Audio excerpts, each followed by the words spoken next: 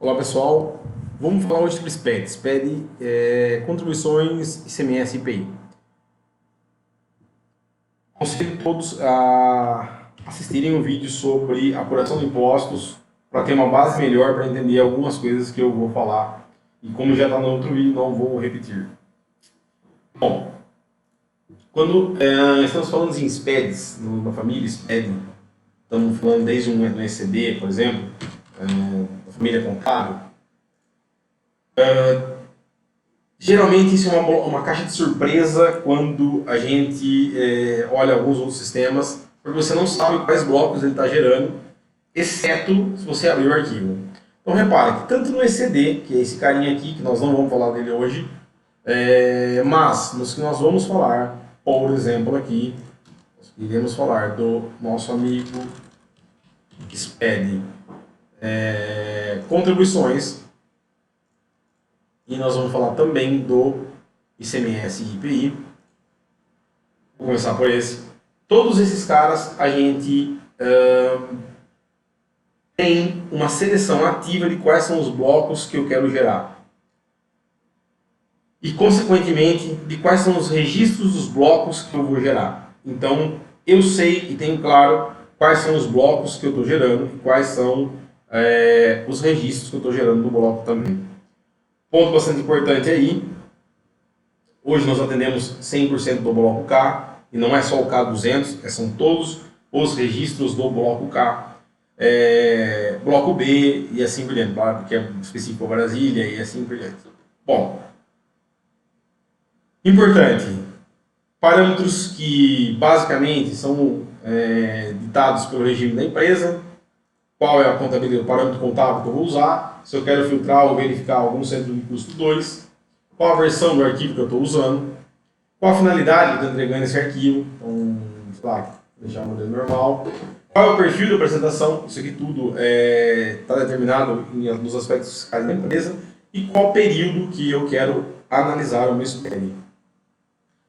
Um ponto bastante importante aí, que nós já falamos no outro vídeo sobre apuração de impostos, eu não preciso ter uma apuração de impostos para gerar o meu SPED, desde que eu apure dentro do PVA os blocos de apuração, porque senão vai dar uma porrada de erro quando eu for fazer a verificação final do arquivo.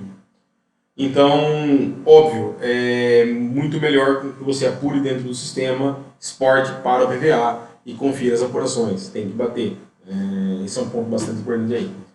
Mas eu tenho IE em 36, não, tenho IE em 20 estados e não quero, por exemplo, fazer 20 apurações das IE substitutos. Quero apurar dentro do PVA. Ok, é uma forma que você pode fazer. Também, não necessariamente você tem que ter apuração de impostos. Bom, aqui eu vou colocar o período. Então, vamos imaginar aí 30/9. E uma vez que eu vou colocar, eu posso vir, se vocês repararem, criando ou copiando as classificações minhas mês a mês, e ele vai levando todas as configurações automaticamente. Não perco. Então, geralmente eu crio uma configuração, só vou trocando a data todo mês aqui, porque ele vai armazenando para mim os arquivos automaticamente cada vez que eu rodo. Um ponto bastante importante aí, se eu rodar o arquivo e quero rodar do mesmo mês novamente, aconselho a deletar o arquivo daqui. Por quê? Você pode estar com o arquivo TC aberto e aí o sistema operacional não vai deixar sobrescrever o arquivo que você está gerando. Esse é um ponto bastante importante aí. Eu adoto por padrão, sempre que eu vou gerar de um mês, eu vou regerar por algum motivo, eu deleto do mês que estou gerando e gero novamente. Mas posso deixar arquivado aqui por longos períodos que não vai perder, porque está dentro do anexo normal. Consequentemente, aqui eu tenho todos os registros, se a gente pegar lá o manual da FD, está todo descritinho, e reparem que se eu desmarcar, por exemplo, aqui, ele vai desmarcar os demais blocos. Então já existe uma inteligência toda, se eu marcar o bloco 1, o 5 vai ser obrigatório, por exemplo, se eu marcar o 400, eu tenho que entregar o 450, então isso já me evita erros. Mas eu vou selecionando o que é cada um desses blocos. Então o bloco B, por exemplo, aqui não está sendo gerado, sei lá, o bloco C, todos que estão sendo gerados. Então, eu consigo vir marcando bloco a bloco, registro a registro, o que eu quero que gera e o que eu não quero que gera. Bloco K, mesma coisa, então eu posso vir marcando, quero entregar o bloco K, K101, K100, K200, K... Ele vai, beleza, repara aqui, nesse caso ele pergunta para mim, qual é o fechamento do bloco K? Então, no caso do bloco K, eu tenho tabelas, é um caso bastante específico, onde eu vou gerar as minhas apurações do bloco K. Então eu posso gerar uma apuração de um fechamento do bloco K e, consequentemente, fechado essa parte do bloco K, eu posso automaticamente já linkar qual é o arquivo de fechamento. Por quê? Uma vez que eu fizer isso aí, ele vai entender que é desses registros que ele vai escrever no meu bloco K. K215, K230, e aí vai. Repara que ele vai habilitando os blocos aqui embaixo. Então, conforme eu vou habilitando o bloco, ele vai me habilitando...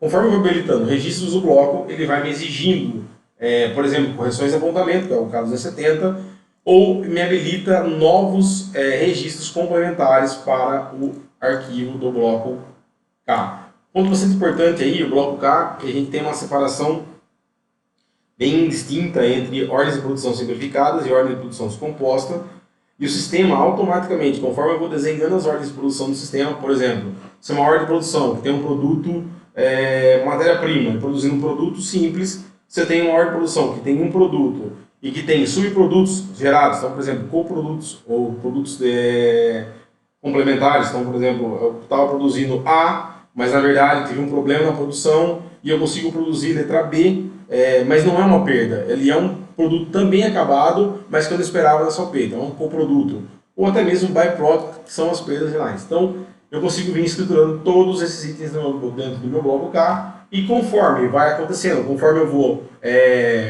olhando esses itens, eu consigo vir gerando encerramentos. Então, por exemplo, quero gerar o encerramento do dia 30/10/2019 para o meu bloco K. Então, ele me habilita e ele vai perguntar: quer estoque estruturado? Sim, que tipo? Então, eu quero pegar o estoque do armazém de todos os produtos. Então, aqui ele vai vir e vai gerar os encerramentos com os estoques que eu tenho em cada um dos meus itens. Então, uma vez que eu criei esse arquivo, eu posso vir aqui, linkar dentro do meu bloco e automaticamente o sistema vai entender que é esse bloco que vai ser gerado e não os demais blocos. Então, eu posso vir selecionando dentro de cada um dos blocos quais são os registros que eu quero que sejam informados para o SPL. E uma vez que eu rodar esse SPL, ele vai automaticamente gerar meu arquivo, vou validar no PVA e ZFNI. Bom, pessoal, então repara aqui, eu configurei rapidinho para a gente gerar, para a gente ver um arquivo. Eu setei que eu queria que ele gerasse para mim o bloco H, então estou falando que é como se fosse aí fevereiro, que eu estivesse encerrando o período, ou poderia falar, por exemplo, que seria mudança, todos os itens de encerramento de estoque. Coloquei a data agora, falei que eu quero que ele calcule pela fatura média e pedi para ele trazer todos os itens que estão contabilizados, independente de ser de custo, todos os meus itens de fatura média. Bom, fui no meu bloco H, no meu bloco K, desculpa, pedi para ele setar todos os itens que tiveram no bloco K, tá aqui, linkei o fechamento de bloco K, vamos rodar o arquivo para verificar. Bom, aqui eu já tenho um arquivo do mês 10, então como eu falei no começo do vídeo, eu por padrão vou deletar esse arquivo do mês 10 e vou pedir para que ele execute novamente a minha apuração do mês 10. Então ele vai rodar meu arquivo do SPED, ele rodou aqui dentro e eu consigo enxergar o que ele já trouxe para mim, o que ele gerou dentro desse período. Então, se eu verificar aqui, ele trouxe para mim todos os arquivos que eu selecionei, os blocos C da vida e tudo mais. Repara aqui que ele trouxe também as notas de saída, bonitinho. Os blocos K, que eu escriturei, então teve algumas ordens de produção também aqui, que eu acabei falando, tanto ordem simplificada quanto ordens normais. Também o bloco H, que é o que eu pedi para que ele escriturasse, e os demais blocos. Então, consequentemente, gerou uma SPL, baixaria o arquivo. Então, quero baixar esse arquivo meu, é o arquivo do mês 10, então quero baixar. Ele já trouxe para mim aqui automaticamente, também consigo enxergar dentro do bloco de notas. Então, ele está aqui, puxado. Então, vamos verificar aqui. Ele está todo o arquivo escriturado e, consequentemente, lendo PVA e encerrado. Ponto aí bastante importante. SPED contribuições. É o mesmo conceito, não muda nada. Informações fiscais, do caráter fiscal da empresa, os blocos que eu quero que seleciona, ou que eu que levo para o SPED, a diferença entre o ICMS e o bloco do ICMS-PI e o de apurações, ou no caso, do contribuições. ICMS-PI roda para cada organização. Ele não vai entender matriz filial, e nem deve mesmo entender matriz filial. Dentro do meu SPED contribuições, esse cara é muito importante. Porque ao marcar este carinha aqui, ele vai consolidar num único arquivo múltiplas apurações por empresas matriz filial. Tenho 10 empresas no sistema, 4 são matriz filiais. Quais ele vai levar para o arquivo? As 4. Porque ele vai pegar sempre pelo radical do CNPJ. Então é importante, eu sempre apuro o GeoSPED do PIS/COFINS pela matriz. E os demais vêm por consequência automaticamente, uma vez marcado o meu consolidar em um único documento. Já no meu caso do ICMS, não. Ele vai gerar por organização. O conceito é o mesmo, cada bloco, então cada bloco que eu quero que selecione, quais são os itens que eu quero que gera, quais são os itens, por exemplo, que eu quero que não gera, todos marcados, eu posso selecionar e automaticamente o sistema vai gerar para mim. Bruno, não selecionei o bloco, não vai levar os arquivos. Bruno, ele não encontrou uma classificação válida na tabela de classificação fiscal, ele não vai levar a nota. Então, é muito importante que acompanhe através dos livros fiscais, P1, P2, se não tem nenhum caso que estão com aquela letrinha E que a gente discutiu no vídeo sobre a apuração de impostos. Se eu não tenho uma classificação fiscal válida, a nota é expurgada do SPED. Isso é bastante importante ser considerado. Não importa se ela seja débito, crédito, ou seja, débito de impostos, crédito de impostos, isentas ou em outras. Se não tem classificação válida, ele expurga a nota do SPED. E eu não quis falar muito do ECD, mas se a gente olhar o ECD é o mesmo conceito, então não vai mudar nada. Toda a família SPED nossa segue uma mesma linha, que é onde eu seleciono os blocos e, consequentemente, dos blocos selecionados, eu falo quais são os registros que eu quero que componham. E aqui um ponto importante, no caso do SPED, do ECD, eu amarro quais são as ordens que eu quero que ele considere. Ele não pega pelo CNPJ raiz. Eu vou pôr ali quais as que eu quero consolidar. Por quê?